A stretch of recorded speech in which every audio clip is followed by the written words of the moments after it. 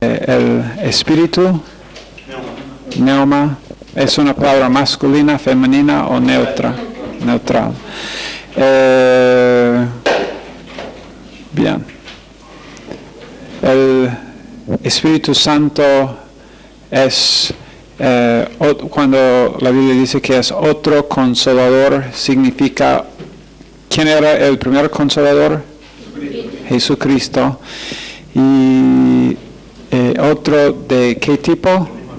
Otro del mismo tipo. ¿Ok? ¿Cuál era la referencia del ministerio del Espíritu Santo a creyentes, a cristianos en el Antiguo Testamento y en el Nuevo Testamento? ¿Cuál es la diferencia? Que no moraba y ahora mora. Ok. En el Antiguo Testamento, en algunas ocasiones, el Espíritu vino sobre personas y en algunas ocasiones estaba aún en unas personas, pero nunca moró permanentemente en ninguna persona antes de Pentecostés. Pentecostés, ¿qué organismo comenzó en el día de Pentecostés? La iglesia.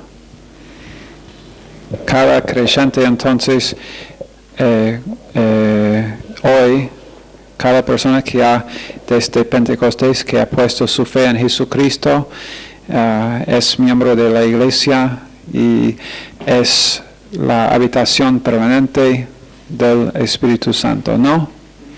Ok, ahora esta noche brevemente vamos a hablar del sellamiento del Espíritu, el sellamiento. Hay tres versos claves que hablan del sellamiento del Espíritu Santo. La primera porción está en 2 Corintios 1.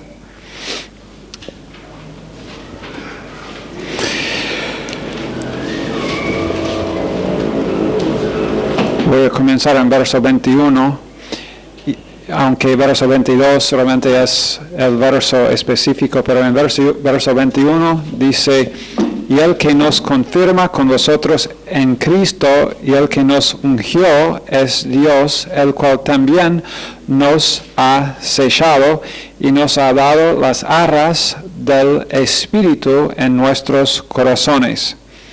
Cuando dice nos ha sellado y nos ha dado las arras del Espíritu, esas dos frases son conectadas. Y entonces cuando dice nos ha sellado y nos ha dado las arras del Espíritu, nos ha sellado con el Espíritu y nos ha dado las arras del Espíritu. Las dos cosas pertenecen al Espíritu, entonces somos sellados. Y otra vez, así como anoche hablamos de la habitación y que el Espíritu Santo mora dentro de todos los creyentes, no de algunos, no de solamente los super creyentes, como si tal cosa existiera, y no, la verdad es que no existe, pero porque, bueno, claro, hay la posibilidad para creyentes de obediencia o desobediencia. El hecho de que un creyente obedeció el Evangelio para ser salvo no significa que siempre va a obedecer y entonces puede o no participar en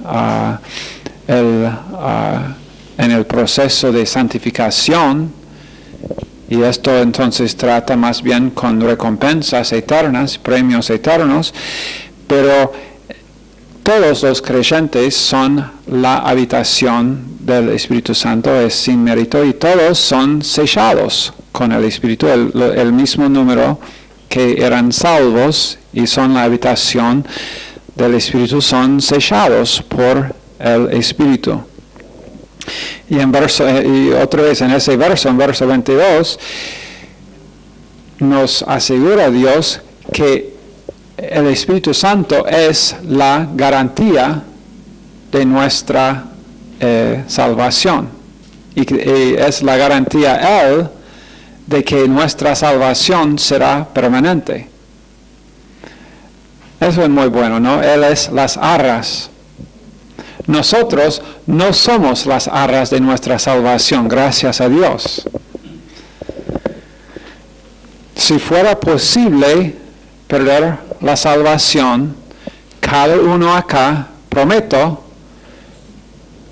comenzando con el profesor, terminando ahí atrás con Débora, si fuera posible para un creyente perder la salvación, cada uno acá ya hubiera perdido la salvación sin posibilidad de reganar esa salvación. Pero el hecho es que somos sellados porque el Espíritu Santo es la garantía, Él mismo. Después en Efesios 1, la segunda porción que habla del sellamiento del Espíritu Santo, Efesios 1, 13, en Él también vosotros, habiendo oído la palabra de verdad, el evangelio de vuestra salvación, y habiendo creído en Él, fuisteis sellados con el Espíritu Santo de la promesa. En esas dos porciones, tanto en 2 Corintios como también acá en Efesios, el apóstol Pablo no hace ninguna distinción acerca de, bueno, algunos de ustedes son sellados. Él sabe que estas epístolas van a ser leídas en las iglesias a algunos de los miembros. Dice en el primer verso, Pablo, apóstol de Jesucristo por la voluntad de Dios, a los santos y fieles en Cristo Jesús que están en Efeso. Por favor, antes de seguir con leer esta epístola en la iglesia, echa fuera a todos los que no son de un cierto nivel de espiritualidad. Ellos no pueden escuchar estas palabras que voy a decirlos. Dice esto, tal vez entre versos, hay que aprender a leer entre las líneas, ¿no? De verso 1 y verso 2 apareció esa amonestación del apóstol Pablo. ¿O qué piensan ustedes? ¿Aparece en sus Biblias? Necesitan nuevas Biblias ustedes. No, claro que no hay ninguna, Pablo no hace ninguna excepción, todos los creyentes son sellados. Después también en Efesios 4:30 nos dice por cuánto tiempo va a durar el sellamiento, dice, y no contristéis al Espíritu Santo de Dios, con el cual fuisteis sellados para el día de la redención. ¿Hasta qué día? Hasta el día de la redención, cuando, y ese día es el día del Señor, cuando nosotros estamos, si estamos todavía vivos acá, vamos a ser arrebatados en el aire para estar con Cristo Jesús. En el proceso, en el segundo de salir y subir hacia arriba, nuestros cuerpos serán cambiados, serán transformados, tendremos cuerpos glorificados y no tendremos más naturalezas de pecado. Y a ese día, la verdad es que ¿cuántos acá ya son redimidos? ¿Ya son redimidos?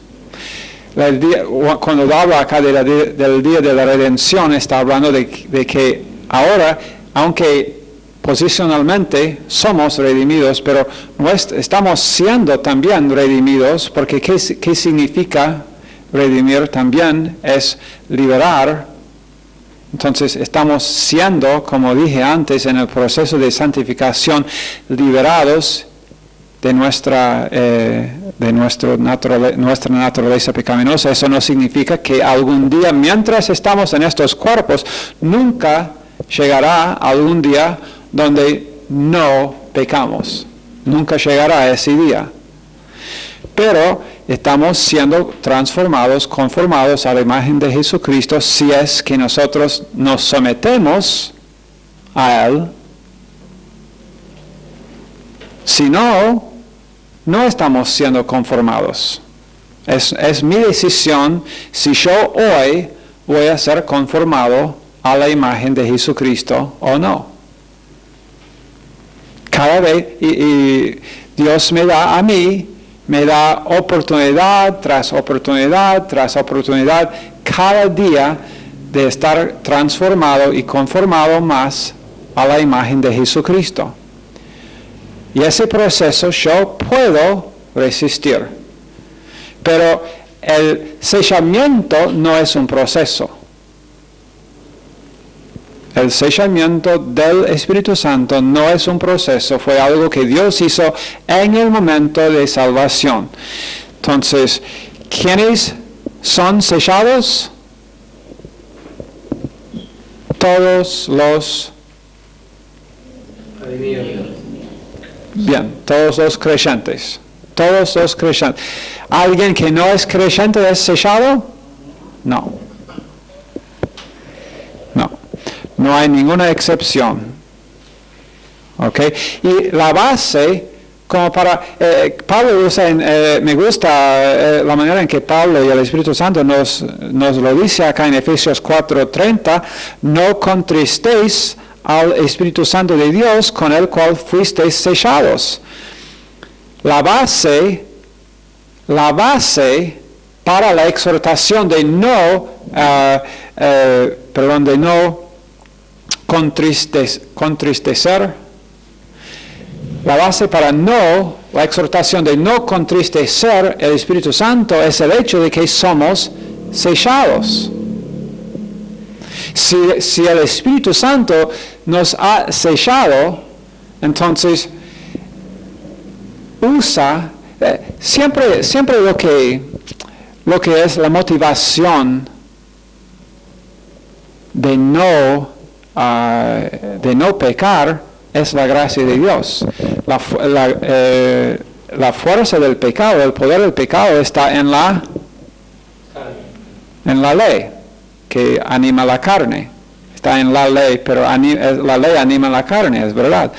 Pero nosotros no somos llamados a vivir bajo la ley, sino bajo la gracia, porque la gracia nos enseña a renunciar impiedad. La gracia nos enseña en Tito 2 a negar esos deseos. Y la verdad es que una vez que uno ve cuánto la persona con quien yo estoy hablando para evangelizar o tal vez un creyente quien está metido en legalismo y piensa que hay que hacer y hay que vivir en una cierta forma para agradar a Dios y está intentando justificarse a sí mismo. Lo que yo digo a esas personas que dicen, y muchos van a decir, bueno, ese es un evangelio que va a resultar en una vida descarriada. Pero cuando yo comienzo a darme cuenta de cuánto me ama Dios, cuando yo comienzo a ver cuán grande es la salvación, cuán grande fue el sacrificio de Jesucristo, cuando yo comienzo a ver que Él, como dice acá en Juan 3:16, tanto amó Dios el mundo. No solamente dice Dios amó el mundo y Él lo hizo, dice tanto amó Dios el mundo. Cuando comenzamos a ver que aunque Dios es perfecto, aunque Dios es completamente santo, y vemos más y más y más cuando nos acercamos a la luz, vemos la diferencia entre nuestra pecaminosidad y la santidad de Dios, pero a la vez vemos la gracia de Dios, vemos la fidelidad de Dios, no nuestra fidelidad, vemos la fidelidad de Dios aún en nuestra infidelidad. Y esto no nos anima a pecar, no nos anima a seguir viviendo una vida fuera del propósito de Dios, sino a mí me anima realmente a estar quebrantado ante Él. Y después a simplemente no querer contristar el Espíritu Santo por haber visto la fidelidad de Él, el hecho de que Él es las arras. Y Dios nos dice, mira, el Espíritu Santo es tu garantía. Tú fuiste sellado en Él. Él es la garantía tuya de tener vida eterna. Y ahora no lo contristes. Es contristar, ¿no? Sí. Bien. Ok. Dijimos que en 2 Corintios 1:22 que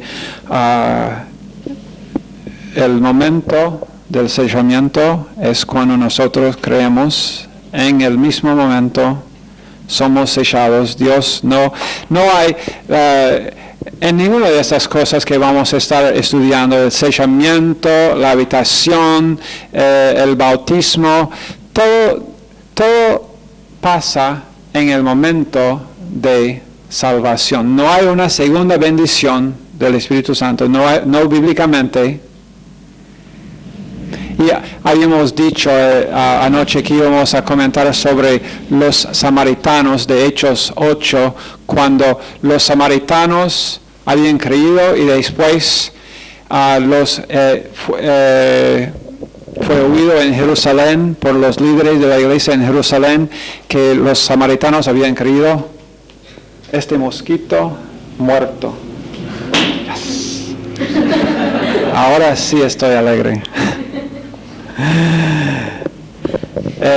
Pero ellos habían creído y después dice en Hechos 11 que los líderes fueron allá, algunos de ellos fueron allá para imponerles manos y después ellos, los samaritanos, recibieron el Espíritu Santo que no habían recibido al creer. ¿Y por qué en esta ocasión? Porque es después de Pentecostés cuando pasó esto, y algunos usan esa única ocasión en la Biblia, la única vez que habla de algo, de alguien habiendo recibido el Espíritu Santo después de haber creído, y no en el momento de haber creído. Y siempre dijimos que es muy, muy peligroso edificar una doctrina en una porción sola de las Escrituras, y especialmente cuando hay cientos de lugares donde la Biblia enseña de otra forma. Y la verdad es que es bastante claro que el sellamiento y todo, la habitación y todo del Espíritu Santo es en el momento de salvación. Pero en el caso de los samaritanos fue la explicación más probable, y exactamente lo que dice señor Ryrie en el libro nuestro, y estoy de acuerdo con lo que piensa él, es que los samaritanos, hay que acordar que los samaritanos eran un pueblo absolutamente rechazado por Israel. Los israelitas y los samaritanos, acuérdense de que Jesús, cuando estaba en el pozo y la mujer vino y estaba sorprendida ella, que él habló con ella, y después los discípulos también. Él está hablando con una samaritana. ¿Por qué? No le podemos dejar solo nunca. Él siempre está haciendo algo que nos sorprende. Y la razón era, los samaritanos eran una raza mezclada, o los judíos con otros que no eran judíos, sirianos. Y por eso, la verdad es que los judíos odiaron ellos más aún que los paganos, más que cualquier otra nación.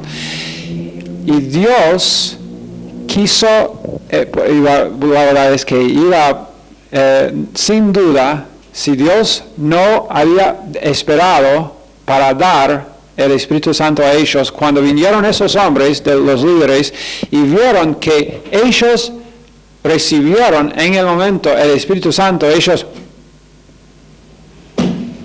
bueno, ¿qué podemos decir? Obviamente, Dios les ha dado el mismo Espíritu Santo que Él nos dio a nosotros en el día de Pentecostés. Entonces, para prohibir que la iglesia que comenzó en Samaria era más o menos una iglesia, una iglesia competitiva, no.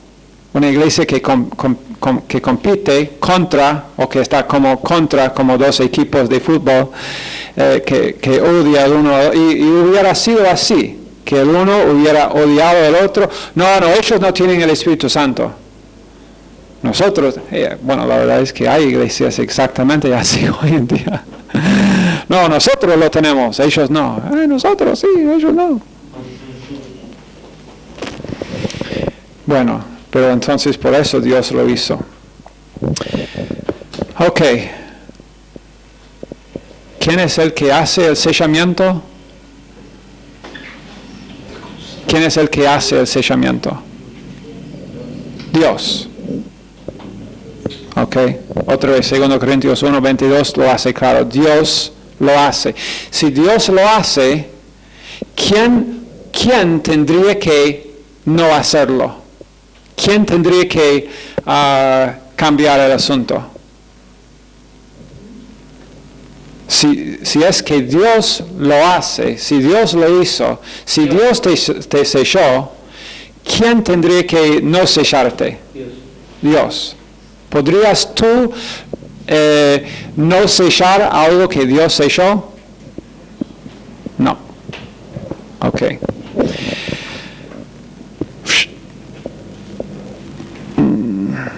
Ok, 3 entonces, y vamos a terminar con estos puntos. 3 resultados del sellamiento. Número 1. Posesión divina.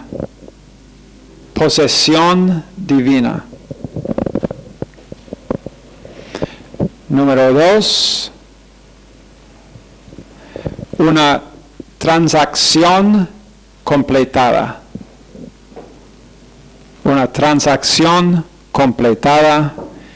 Y número 3, seguridad eterna. Otra vez, número 1, el sellamiento habla de posesión divina. Nosotros no pertenecemos a nosotros mismos más. Pero, si solamente el creyente podría captar el significado de esto. No pertenezco a mí mismo. Todos digan esto por una vez.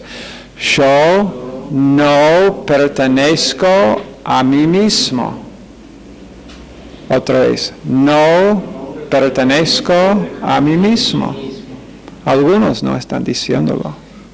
No sé si no están diciéndolo porque no están de acuerdo o no. Tenía el pensamiento de hacer que todos los que no lo dijeron, que no pensaron que yo estaba mirando, vengan acá adelante y lo digan para la cámara. No pertenezco a mí mismo. Eso es. ¿Es bíblico esto? ¿Esta declaración es bíblica? Sí. ¿A quién perteneces? A Dios. Entonces, ¿quién tiene derecho tú o Dios para decidir tu forma de pensar? Si yo pertenezco a Dios, la verdad es que no tengo el derecho. Ahora, Dios me da el libre albedrío como para decidir por mí mismo cómo voy a pensar? Sí. ¿Pero tengo el derecho de hacerlo? Realmente no. Dios nunca viola mi libre albedrío, pero Él tiene el derecho de hacerlo. Él tiene el derecho. Me compró con su sangre. En el momento que yo respondí positivamente al Evangelio, la verdad es que Dios hizo una transacción conmigo. Y de ese momento en adelante, pertenezco a Él. Salvación, sí tiene un costo para el creyente. Significa que el creyente ya no pertenece a sí mismo. Ahora, ahora me temo, porque temo lo que Dios va a hacer en mi vida. Bueno, entonces hay que aprender una cosa acerca de Dios. Todo lo que Él hace va a ser para tu bien.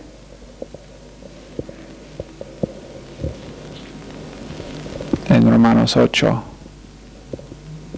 27 y 28. 28. Todo para tu bien, para mi bien. Pero soy posesión suya. No tengo el derecho, aunque Dios me otorga la posibilidad de desobedecer. No tengo el derecho de desobedecer. Entonces, y la transacción está completada. La obra es consumada. La transacción de mi sellamiento está completada. No hay forma, soy sellado. No hay forma para Dios ahora de cambiar su mente. Eso es bueno, ¿no? Dios no puede cambiar su mente acerca de mí y después decir, pero no sabía cuán malo ibas a hacer. No sabía cuánta paciencia yo iba a tener que demostrar para mantenerte. No puede. Soy sellado. Entonces la transacción está completada y número 3, entonces tengo seguridad eterna. Ok, eso es todo para esta noche. Señor, bendice esta clase, los estudiantes en el nombre de Jesucristo. Amén. Thank you.